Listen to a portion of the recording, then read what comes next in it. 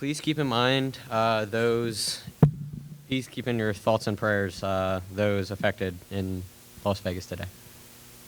Annie, if you could please call the roll. Mayor Pollan. Here. Vice Mayor Satula. Here. Councilman Smith. Town Manager Hicks. Here. All right, moving on to the approval of minutes, September 5th town meeting minutes and September 28th work session minutes.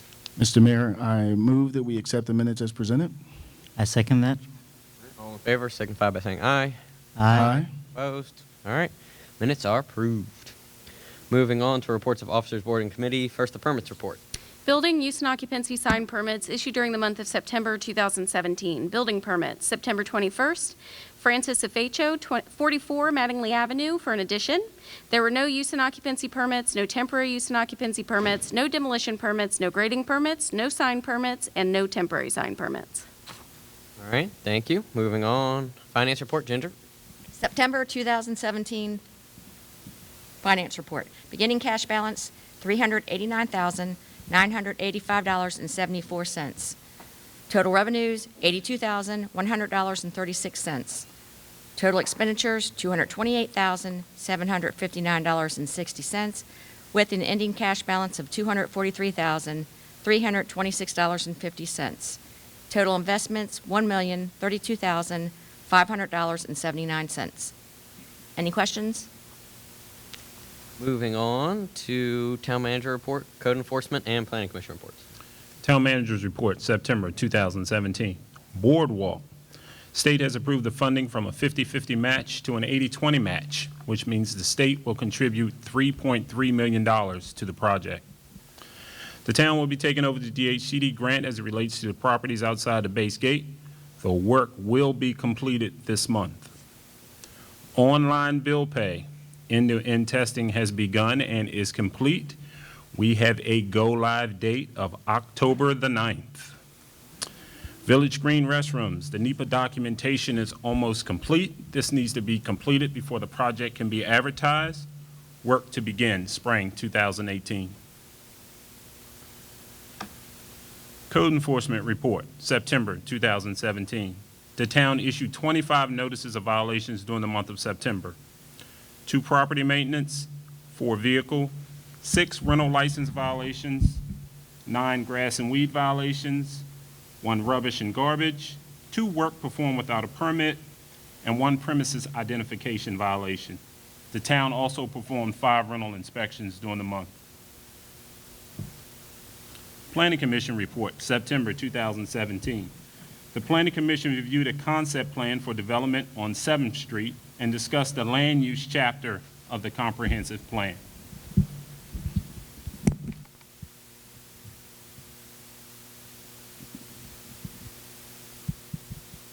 All right. Moving on to Parks and Rec Committee report and Environmental Sustainability Committee report. Before we move forward, Mr. Hicks, I have a question. So each month you tell us about the permits and violations, but do you have any idea of how many of those actually result in a fine?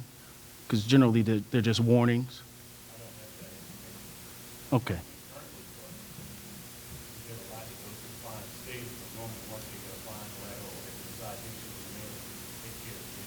Gotcha. Okay. All right. That's great that most of the residents actually resolve the issue before a fine. Cool. Thank you. All right. So recreation. On October 28th, we're going to have a community health fair and resources forum up here, so residents on this side of the county can get more insight into what some of the resources that are available to them within the county. During the winter and fall, we like to have more indoor activities, so we're going to start doing some more family-friendly activities up in here, things that won't destroy the facility but allow families to get together and interact. And for the environmental sustainability, we're going to start the storm drain stenciling here pretty soon before the weather gets too cold. That's to identify the impact. It's pictures of turtles and fish and things of that nature, but it gives residents some insight into the impact of pouring oil down the storm drain or putting trash down there, that it actually does go somewhere and it impacts something within nature. So we're going to start that project up here this month. Any questions for me? All right, thank you. All right, moving on to the Bureau of Fire Prevention report. Wayne?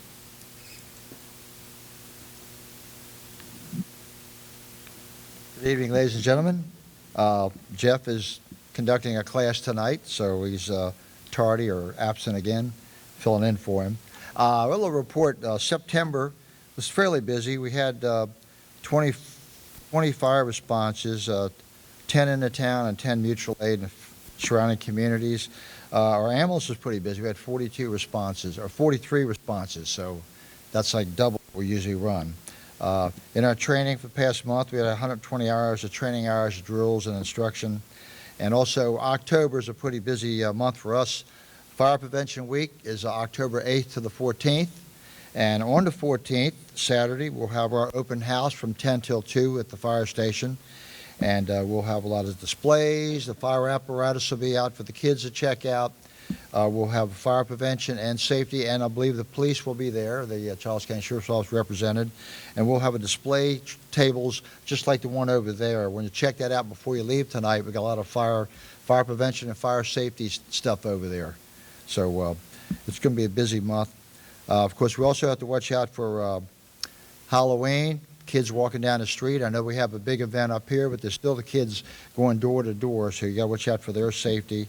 And guess that's about it. The logo for this year's fire prevention is have two ways out. So if you're sleeping, you know you got your bedroom door, but if it's blocked or the fire's in the next room or in the living room, run down the hallway, make sure your windows open up. Unlock them, make sure they do open up so you can slither out a window. And if you're on the second floor, that's a long dive, long drop. You might want to consider those little chain ladders. Some people have those, especially in urbanized areas. You can roll it out the window, it digs in on the frame, and you can go down. And you say, well, I don't think I can climb down a ladder. Well, if you got heat and flames burning you, you know what? You're going down that ladder. So it's always good to remember two ways out, either window or a second door or something like that. And that's all I have. Anybody? I have a question for you. The increase in response, is that more mutual aid or is it actual incidental? Actually, it's in the town, really. The town's picking up a lot. We're getting a lot of calls, especially in the townhouse communities where you have like a higher population density and stuff like that. Okay. So we're going out a couple times a day now. So it's just, might be the weather, changing the weather. I don't know. Need more volunteers, right? Yeah. Yes, we do, all the time. Great. Same with the heat pumps. A lot of time the weather, all of a sudden you get a frosty night, and somebody flips on their heat pump, especially down in Potomac Mews, and those units, the coils that usually kick in, electric coils give you extra heat, they're caked with dirt and dust during the summer months, and all of a sudden you fire up the heat, and you're cooking that dust. The house fills up, smells like smoke, or has a haze. You'll call 911, you go down there. Well, they're not baking anything, but it's the dust that was baking on those coils, so just something you want to consider. You might want to do a dry run on your heat pumps and everything before it gets too cold and know what's going to happen or it might happen. In conjunction with the fire department, the fire chief asked me to remember to offer the smoke detector inspections, and also in conjunction with that, with our office, Community Affairs, Community Policing, we offer home security surveys. Both are free, they're fast, and they're easy, and they're worth it. In less than 30 minutes, you can gain peace of mind, and you can schedule a free home security survey and smoke detector inspection and installation of new smoke detectors. That's offered by the Indian Head Volunteer Fire Department. You can call our office at 301-743-5574, extension 121. The Metropolitan United Methodist Church invites everybody to attend a Where There Is a Will, There's a Way. It is the Charles County Register of Wills, Lorraine Hennessy, will give a briefing on the interworkings of the court system, and that will be at the Metropolitan United Methodist Church, which is on Metropolitan Church Road, and this is in conjunction with the Indian Head United Methodist Church. That's on Saturday, October 21st, 10 a.m. to 12 p.m., and that is open to the public. The town's trunk-to-trunk trick-or-treating will be on Tuesday, October 31st, here on the Village Green. It is for children 12 and under with an adult. You'll get a free trick-or-treat bag and glow necklace to the first 100 children in line. Meal bag of hot dog, chips, and beverages is being offered for $2. And there'll be inside dining, and of course the restrooms will be available. And we are looking for residents, businesses, churches, and organizations to fill the village green back here as trunk-to-trunk participants. You bring your trunks full of candy. We ask you to bring enough for about 600 trick-or-treaters. You can enjoy dinner on the town as a thank you for participating. We line up between 5 and 5:45, and then there's no vehicles after 5:45 for the 6 to 8 p.m. trick-or-treating.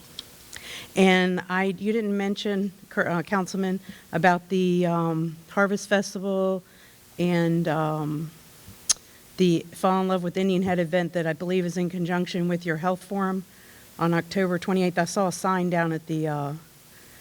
Well, you just did. Yeah, I don't have any additional information on that, Okay, but if you because have people were some, asking me, so I didn't know if maybe... if you have some additional information, please share with the crowd. I don't. Okay. I was asking you.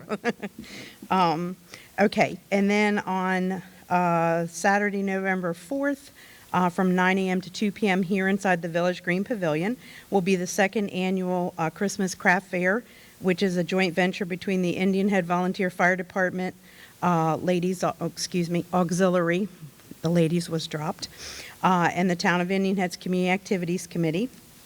It's here inside, as I said. We have, I believe, 50 crafters, and it's strictly crafters. It's not any kind of vendors or anything like that. Everything has to be homemade. And we actually have a waiting list now for additional crafters if we can either have squeeze them in or if someone cancels out. But she already has a waiting list. And that's open to everybody. Come out and do start your Christmas shopping early by supporting your local crafters with their handmade, handcrafted items for sale. They'll have a bake sale, a 50-50 raffle, door prizes, and of course their wonderful dip luncheon. Then on Thursday, November 9th, 11 a.m., here in the pavilion, our annual Veterans Day ceremony and lunch. Complimentary lunch will be served immediately following the ceremony. Of course, this is open to the public, and it's a free community event hosted by the Town of Indian Head and the American Legion Post 233. And never too early for Christmas, because, face it, it's right around the corner.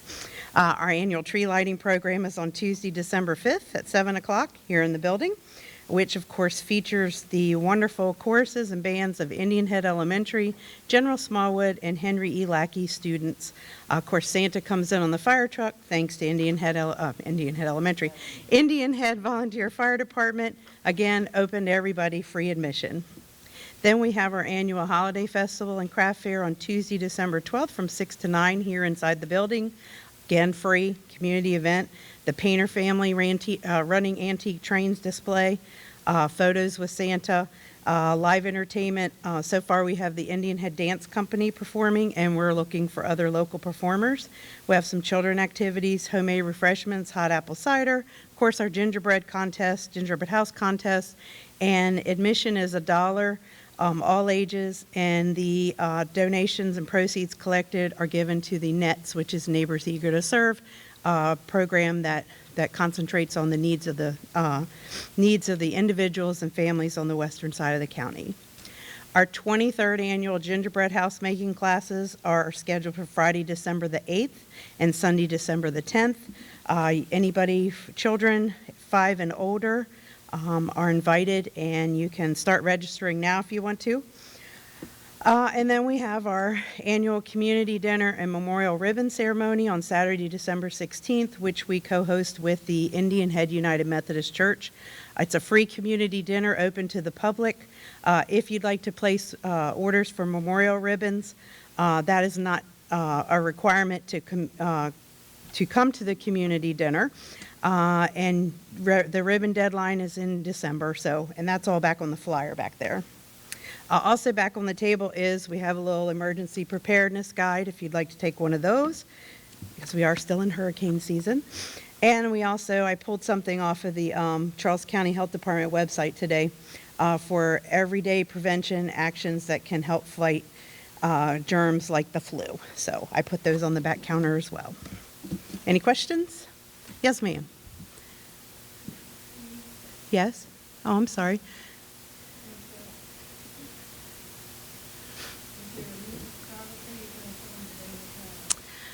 We haven't decided that yet. We're all going to talk about that at the October meeting and make a decision as a committee, and then we'll go from there. Anybody else? Okay, thank you. Moving on to community policing report with Officer Bryant. I'd like to be happy to report that there's no major crime trends or any major things going on in the town, so that's good.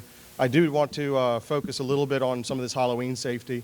There are going to be a lot of little ghouls and goblins running around, so drivers, please be aware, pay special attention, especially right as it starts to get into the nighttime hours. Those are the most critical hours where the most children are going to be hit. So we want to make sure as parents, that we're going to places that we know people and that we trust. We want to make sure that we put some reflective clothing on our children. Something like, the tape that they provide or the costumes themselves can have reflective stuff. Those are good things. I also would like to encourage everybody to come to the Village Green and take part in that as well with the Trunk to Trunk, which is from 6 to 8. So, any questions from anyone?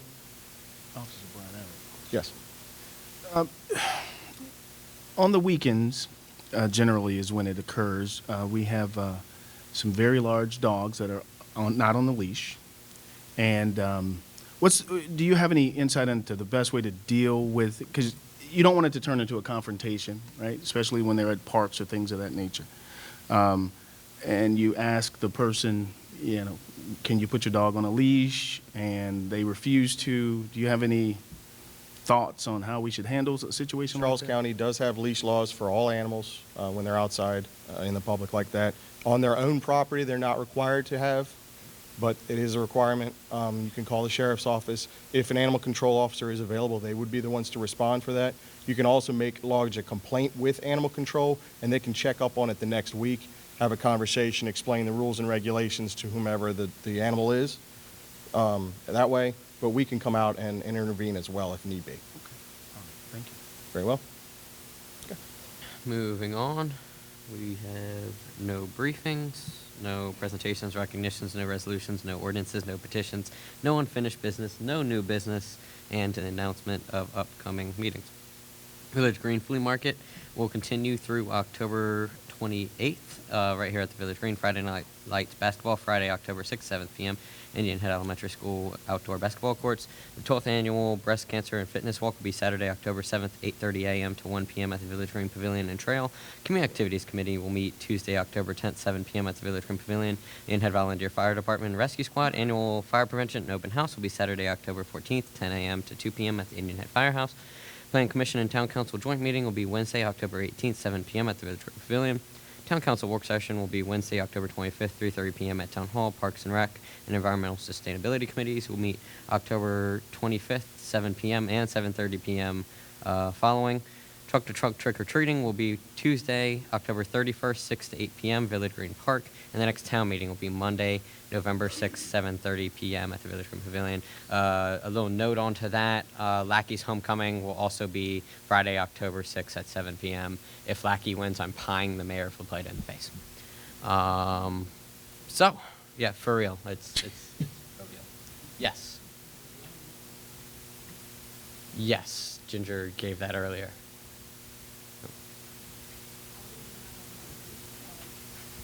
Thank you. Just one other thing, Mayor, the sign coming into town is currently not working. Parts are being ordered. Hope to have that sign repaired this week. Now moving on to citizens' comments. If you have a comment, please go to the mic, state your name, and go. Yep. Jim Hudnall with Oxonville Bicycle and Trail Club. 4 weeks ago, we had our 17th Indian Head 100 bicycle ride. We had 1,000 people registered for it. They came from 7 different states, and it was just a great day. But it could not have happened without the people in Indian Head, especially the Community Affairs Office. Karen, thank you very much.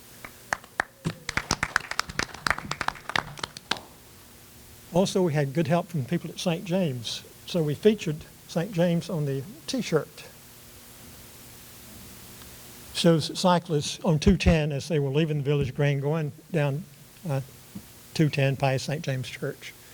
They helped us a great deal with the picnic at the end of the ride. So we really appreciate that. And I do have some T-shirts, one for Kieran and one for each person at the table up front. I'll give to you after the meeting's over. Also, while I'm here, I want to say something about the future nice bridge. We hope it's going to be a nice bridge. We hope it will have a bike lane, pedestrian lane on it. The original plan called for it to have breakdown lanes and a bicycle pedestrian lane. But the Maryland Transportation Authority has eliminated the breakdown lanes. They also are looking at a design that will eliminate the bicycle pedestrian lane. Now, this is going to be a bridge for the next 100 years at least. And if they don't put it on now, generations will not have that connection between Virginia and Maryland for people that want to bike or walk across. Look how popular the Woodrow Wilson Bridge Trail is. Same thing would happen with the nice bridge. So it's really something we have to convince the administration that they need to do. Keep that bicycle pedestrian lane in the plan. So I put together a draft letter I'd like to give you, and you can take it, and edit it, and mark it up, and maybe send it to the governor.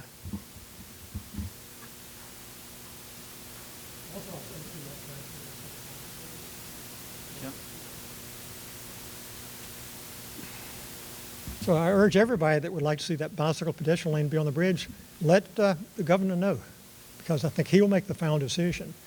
The Transportation Authority is just giving him the option with and without a bridge. He's looking at just the cost. He's not looking at the quality of life to Southern Maryland. So thank you. Thank you. And before you head out, I do want to thank you.